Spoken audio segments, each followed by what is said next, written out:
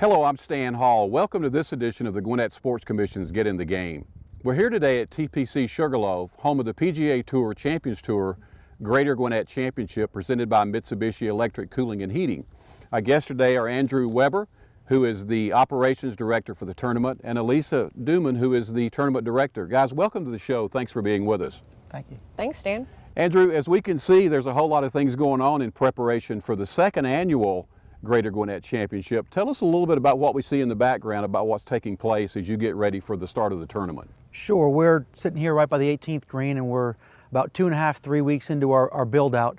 Directly behind me over my shoulder is our scoreboard, which will display all the player scores throughout the day, throughout tournament week.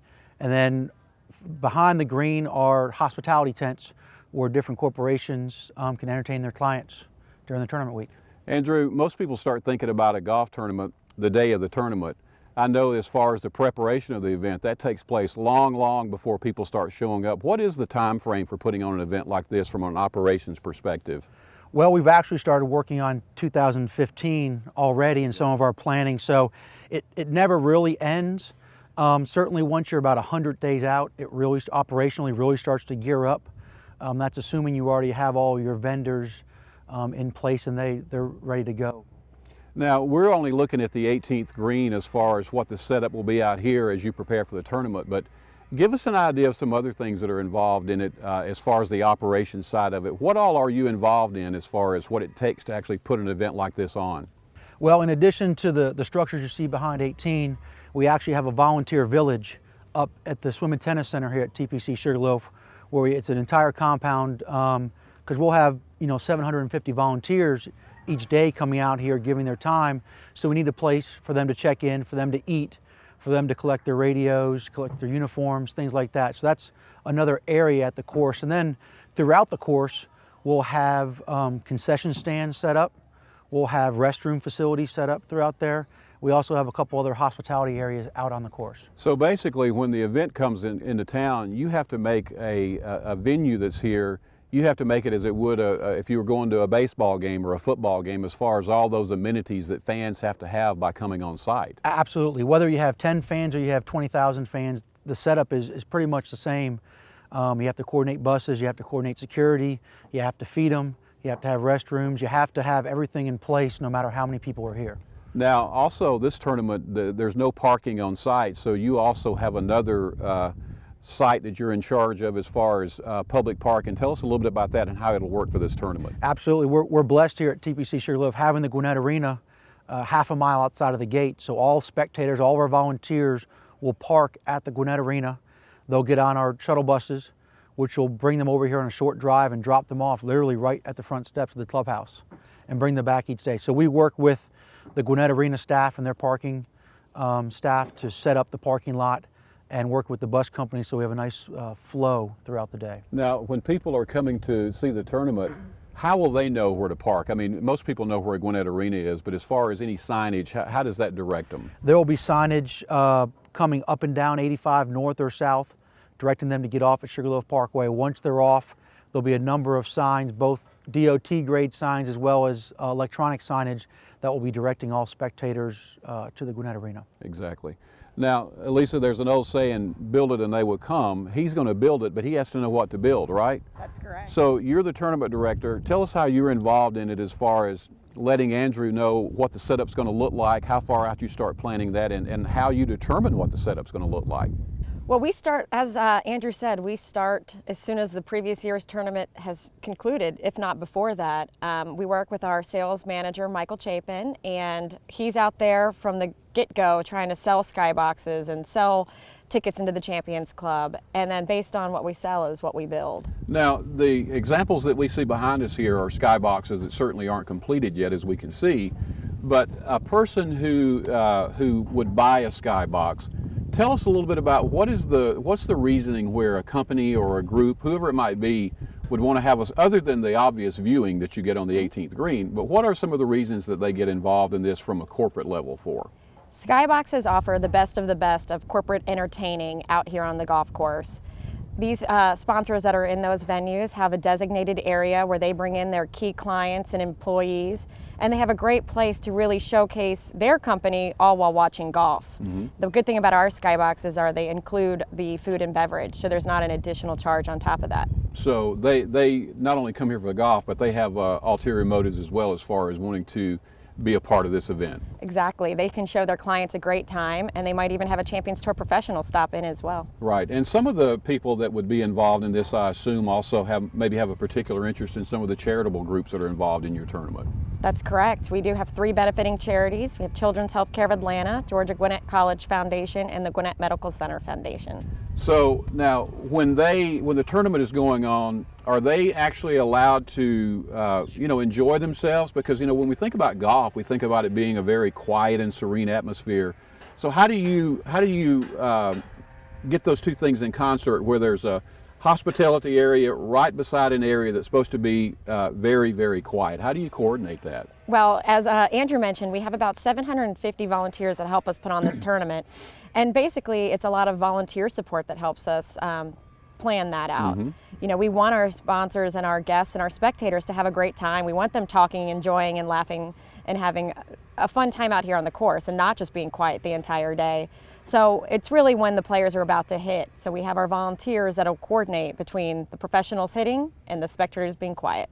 Now, we're looking mainly at the corporate skyboxes here behind us, but obviously the biggest part of the entire event is just golf fans coming out and wanting to see great golf, and you also provide seating for them as well. We do. We have public seating on holes 1, 16, and 18. And when for people who haven't been to the Greater+Gwinnett Championship, or maybe there's people watching who just haven't been to a professional golf event, are they allowed to go on the course wherever they want to go, or do they have to stay in one area, or how does that work? Our general spectators can walk the entire course if they'd like. One of the favorite viewing areas is also up on the driving range. So a general spectator can pretty much go in all of our public areas.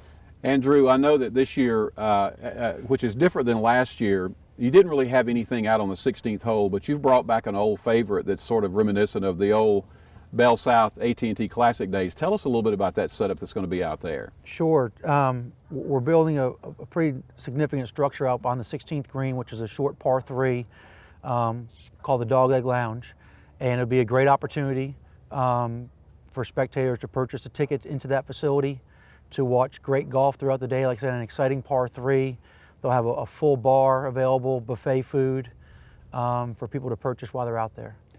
Elissa, when you think about fans that are coming to the tournament, I know that you have the basic one-day pass, which is just the one-day ticket, but give me just a very brief overview categorically of what type ticketing is available for anybody who wants to come to the event. Correct. We have, as you mentioned, we have a one-day grounds pass, and those are $20 if you get them in advance, Right. or $25 at the gate.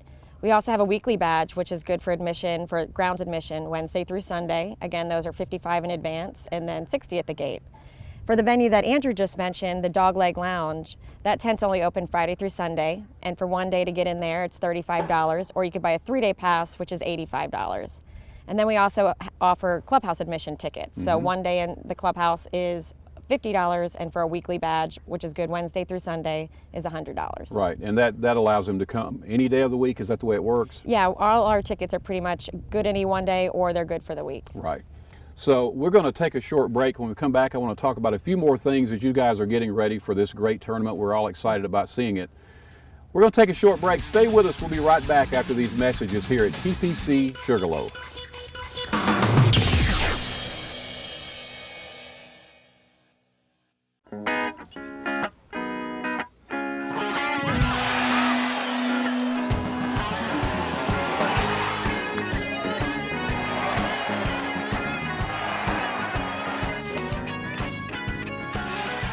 The Greater+Gwinnett Championship, presented by Mitsubishi Electric Cooling and Heating, is coming to TPC Sugarloaf April 17th through the 21st. For tickets and more information, visit GreaterGwinnettChampionship.com.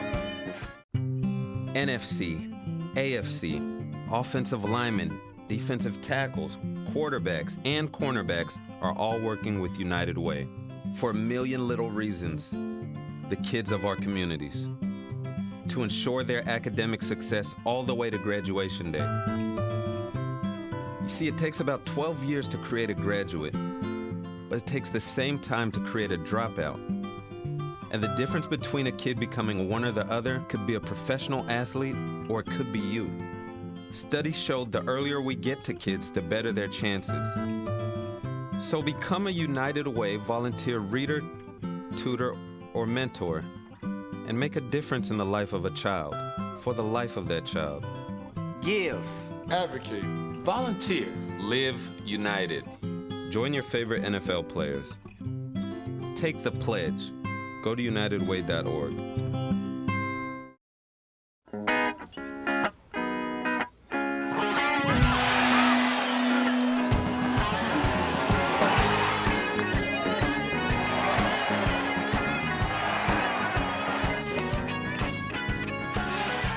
The Greater Gwinnett Championship, presented by Mitsubishi Electric Cooling and Heating, is coming to TPC Sugarloaf April 17th through the 21st. For tickets and more information, visit GreaterGwinnettChampionship.com.